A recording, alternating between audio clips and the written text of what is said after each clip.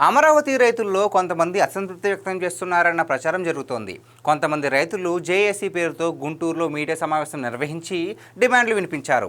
CRDA కార్యాలయం ప్రారంభోత్సవానికి తమకు ఆహ్వానం రాలేదన్నారు. ఈ క్రమంలో ఈ వ్యవహారం ముఖ్యమంత్రి చంద్రబాబు దృష్టికి వచ్చింది. కార్యాలయం ప్రారంభించిన సమయంలో అమరావతి రైతుల అసంతృప్తి గురించి మాట్లాడారు. త్వరలో అమరావతి రైతులతో ప్రత్యేకంగా సమావేశం ఏర్పాటు చేస్తారని ప్రకటించారు. అమరావతి రైతులను మరిచేదే లేదు, ఎలాంటి అనుమానం అక్కర్లేదన్నారు. అమరావతి రైతుల సమస్యల పరిష్కారం కోసం కేంద్ర మంత్రి పెమ్మసాని, మంత్రి నారాయణ, శ్రవణ్ కుమార్లకు అప్పగిస్తున్నట్లుగా ప్రకటించారు. వీరు ముగ్గురు రైతులతో మాట్లాడి వారి సమస్యలను పరిష్కరించాలని ఆదేశించారు. అందరం కలిసి రాజధానిని అభివృద్ధి చేసుకుందాం. సిఆర్డీఏ భవనం ప్రారంభం మన అభివృద్ధి యాత్రకు ఆరంభం అన్నారు. రాజధాని అమరావతి ఫౌండేషన్ చాలా స్ట్రాంగ్గా ఉంది. దేశంలోని పవిత్ర దేవాలయాలు, మసీదులు, చర్చిల నుంచి మట్టి జలాలు తెచ్చి శంకుస్థాపన చేశామని, అమరావతి రైతుల అభివృద్ధికి అండగా ఉంటాం, హ్యాండ్ హోల్డింగ్ ఇస్తామని భరోసా ఇచ్చారు.